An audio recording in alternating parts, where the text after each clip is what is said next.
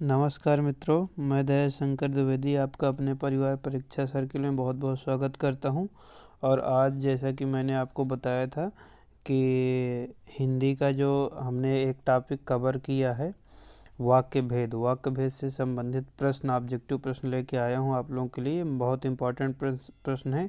इनसे आपके वाक्य भेद संबंधी सारी कन्फ्यूजन दूर हो जाएंगी। और वाक्य भेद के भी अगर आपने लेक्चर नहीं देखा है तो लेक्चर देख लीजिए, इसके बाद इसको करिए, आप पूरी तरह से वाक्य भेद के चैप्टर में परफेक्ट हो जाएंगे। ठीक है, चलिए देर न करते हुए शुरू करते हैं। पहला प्रश्न है, वाक्यों का वर्गीकरण कितने आधार पे किया है। तो मैं आपको वीडियो में अच्छे से समझाया हूँ कि वाक्यों का वर्गीकरण 3 आधार पे किया जाता है। पहला आधार है अर्थ के आधार पर, दूसरा आधार है आपका रचना के आधार पर, और तीसरा प्रयोग के आधार पे। ठीक है, अर्थ के आधार पर वाक्य 8 प्रकार के होते हैं, रचना के आधार पर 3 प्रकार के, और प्रयोग के आधार पर भी 3 प्रकार के। ठीक है, तो इसको जाके आप वीडियो में सही से देख लीजिएगा। अगर आपने नहीं देखा है तो आपको ये बहुत बखूबी पता होगा। दूसरा क्वेश्चन है, जिन वाक्यों में एक उद्देश्य तथा एक विधेय होता है वैसे वाक्यों को क्या कहा जाता है।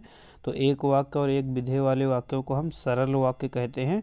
ये चीज़ भी मैं क्लियरिटी से बता चुका हूँ कि सरल वाक्य में कितने क्या कैसे होता है, मिश्र वाक्य, संयुक्त वाक्य, सब कुछ बताया हुआ हूँ। आप जाके वीडियो देखिए एक बार।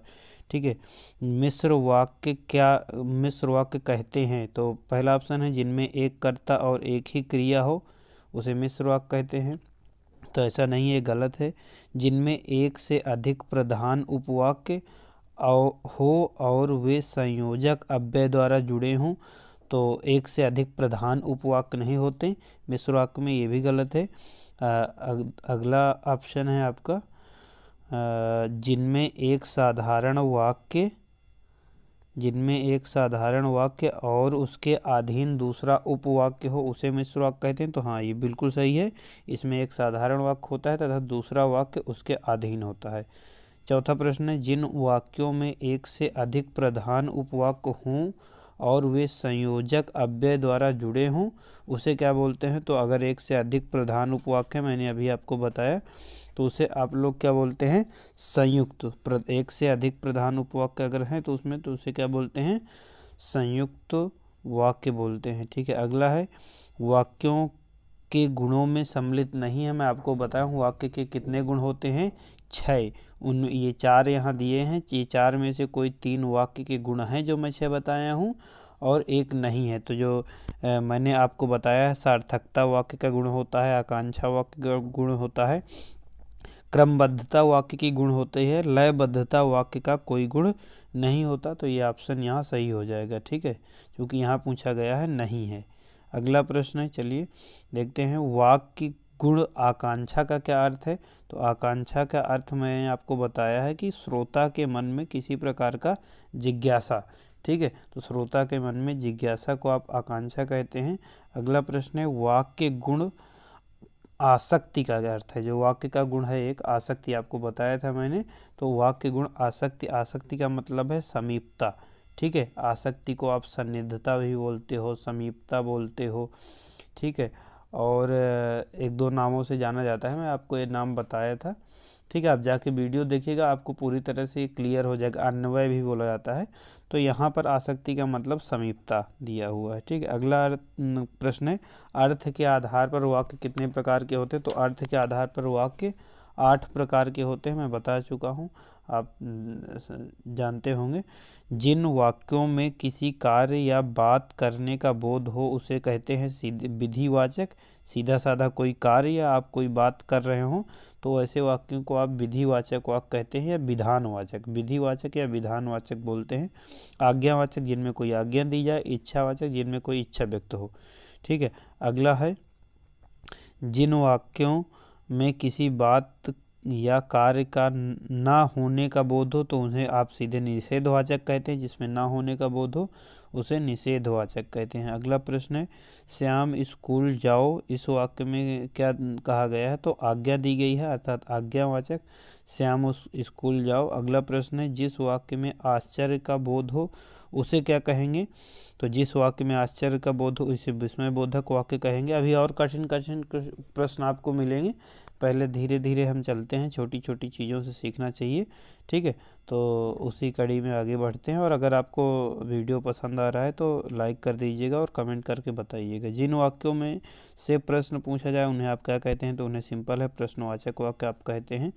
ठीक है, अगला है तुम्हारे पिताजी का क्या नाम है, तो यह भी प्रश्नवाचक है, प्रश्न पूछा जा रहा है तो प्रश्नवाचक वाक्य हो जाएगा। अगला सरल वाक्य है, निम्नलिखित में से सरल वाक्य है, उसके आने का समय निश्चित नहीं है, मुझे बताओ कि तुम कहाँ रहते हो, वह घर पर मिलेगा तो मैं अवश्य बात करूँगा, उपरोक्त में से कोई नहीं। तो आप देख रहे हैं पहला वाक्य सरल वाक्य है, क्योंकि उसके आने का समय निश्चित नहीं है। ये एक साधारण सा वाक्य है, इसमें कोई दो वाक्य नहीं है, दो कर्ता नहीं है, ना दो क्रियाएं हैं, इसमें एक कर्ता और एक क्रिया है। तो जब एक कर्ता और एक क्रिया होती है तो उसे आप सरल वाक्य कहते हैं। इसमें आप देख रहे हैं कि मुझे बताओ कि तुम, दो आपको कर्ता यहाँ मिल रहे हैं, मुझे और तुम।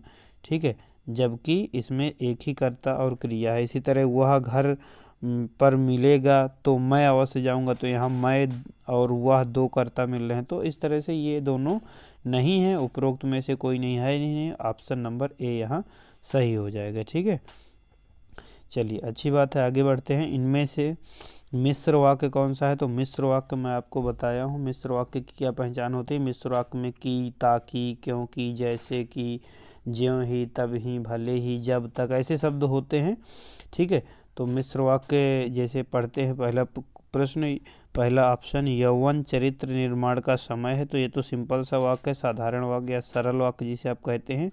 जो लोग स्वस्थ रहते हैं वो वैद्य के पास उन्हें नहीं जाना जाता, तो मैं आपको बताया हूँ कि मिश्र वाक्य में जो अगर आ जाए तो वो क्या होता है, मिश्र वाक्य। दो वाक्य हों, जोड़े गए हों और जो शब्द आया हो तो सीधे मिश्र वाक्य हो जाते हैं। जो लोग स्वस्थ रहते हैं उन्हें वैद्य के पास नहीं जाना पड़ता, अर्थात पहला वाक्य आपका क्या है, ये जो ये है ये पूरा प्रधान है और ये इस पर क्या है, डिपेंड है, अर्थात कहीं ना कहीं ये आपका मिश्र वाक्य हो जाता है। और मिश्र वाक्य की दूसरी पहचान भी मैं आपको बताया हूँ कि आपको जो शब्द अगर मिल जाता है तो हम मिश्र वाक्य होता है। इसको डिटेल में मैं वीडियो में बताया हूँ, आप वीडियो देख सकते हैं। ठीक है, संयुक्त वाक्य पहचानिए, तो संयुक्त वाक्य का मतलब जिसमें दो वाक्य कहे गए हों और दोनों प्रधानता रखते हों। जैसे उत्तर देने का यह ढंग ठीक नहीं है, तो ये तो गलत है, ये तो सरल वाक्य है सीधा सीधा। उसे गर्व है कि वह उच्च कुल में पैदा हुआ, तो की आ गया, और की अगर आ जाता है तो मिश्र वाक्य होता है, मैं आपको बताया हूँ।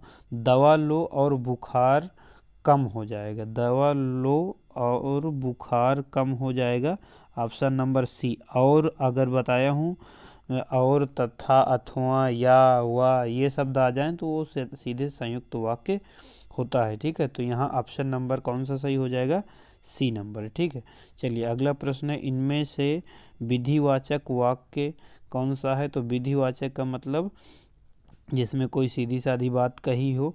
यह एक अनुकरणीय उदाहरण है, मुझे, तो यह ये संकेतवाचक हो गया। इस बात में किसी को इनकार नहीं है, तो ये आपका निगेटिव हो गया, मतलब निषेधवाचक हो गया। मुझे कौन वोट नहीं देगा, तो ये भी निषेधवाचक हो गया। यह बात सभी को स्वीकार है, तो यह एक आपका विधिवाचक वाक्य है। फिर अगला प्रश्न है, इनमें से निषेधवाचक वाक्य कौन सा है, तो निषेधवाचक आपको देखना है। तो मुझे संदेह हुआ कि यह पत्र तुमने लिखा, मैं आपसे सहमत नहीं हूँ, तो सिंपल सा है, ये आपको दिख रहा है कि यह एक असहमत है, इसका मतलब निषेधवाचक वाक्य हुआ। शायद कहाँ आता है, जहाँ संदेह होता है, तो संदेहवाचक सिंपल सा है। ठीक है, अगला भाववाच्य वाला वाक्य इनमें से कौन सा है, तो भाववाच्य मैं आपको बताया हूँ, वाच्य बहुत अच्छे से समझाया हूँ, आप वीडियो जाके पार्ट 2 वाले में देखिएगा, वाच्य लास्ट में समझाया हूँ, बहुत ईजी तरीके से आप समझ जाएंगे तुरंत। मालती खाना खाती है, आप तुरंत सब्जेक्ट बदलो, कर्ता बदलो, अगर कर्ता के अनुसार क्रिया बदल रही तो कर्तवाच्य, कर्म के अनुसार बदल रही तो कर्मवाच्य, और नहीं बदल रही तो भाववाच्य। तो मालती की जगह मैं राम लेता हूँ, राम खाना खाती है की जगह गलत हो जाएगा, मतलब राम खाना खाता है करना पड़ेगा, अर्थात क्रिया भी बदल रही, इसका मतलब ये क्या है, कर्तवाच्य है। तो हमें कर्तवाच्य नहीं चाहिए, हमें भाववाच्य चाहिए। रमेश खाना खा सकता है और हिमेश से दौड़ा नहीं जाता। तो हिमेश से दौड़ा नहीं जाता अर्थात यहाँ ऑप्शन नंबर सी हो जाएगा। हिमेश से दौड़ा नहीं जाता अर्थात उसकी कहीं ना कहीं यहाँ क्षमता बताई जा रही। और अगर मैं यहाँ हिमेश को परिवर्तित भी करूँगा, हिमेश की जगह सीमा करूँगा, तो सीमा से दौड़ा नहीं जाता, तब भी क्रिया में कोई परिवर्तन नहीं होगा अर्थात ये भाववाच्य हो गया। Option number C. ठीक है, डिटेल देखना है, वीडियो जरूर देखिए, आपको सब कुछ समझ में आ जाएगा। अगला क्वेश्चन है, निम्नलिखित में से क्रिया विशेषण उपवाक्य कौन सा है। तो क्रिया विशेषण उपवाक्य कौन सा है।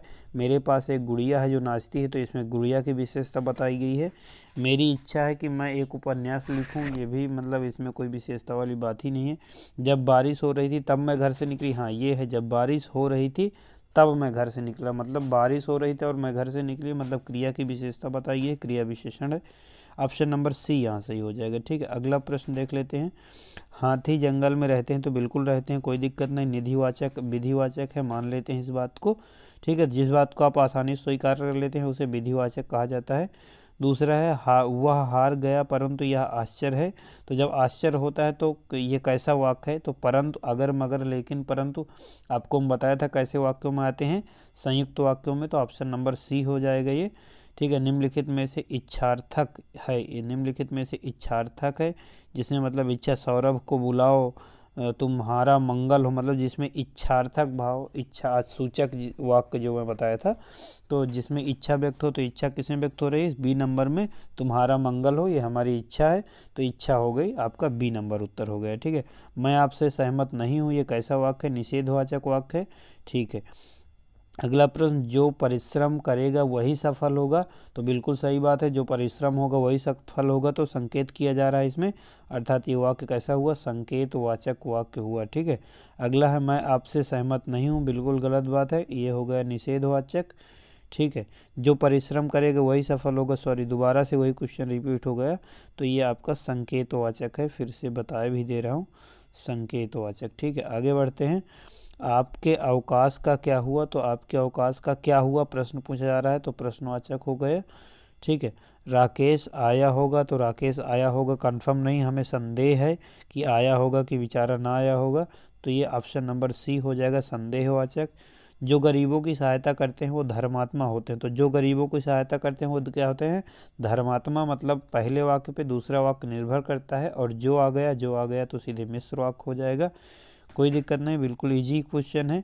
ठीक है, मैं चाहता हूँ कि तुम्हारे साथ खेलूँ। तो तुम्हारे साथ खेलूँ, मैं चाहता हूँ की आ गया, तो मैं आपको बताया था की कहाँ मिलेगा आपको, मिश्र वाक्य में, अर्थात ऑप्शन नंबर सी सही हो जाएगा। और अगर आपको इसी तरह से सीखना है, बढ़िया सीखते रहिए, तो चैनल को सब्सक्राइब कर लीजिए, आपको बहुत अच्छे अच्छे वीडियो यहाँ मिलने वाले हैं, चैनल को सब्सक्राइब ज़रूर कर लीजिएगा।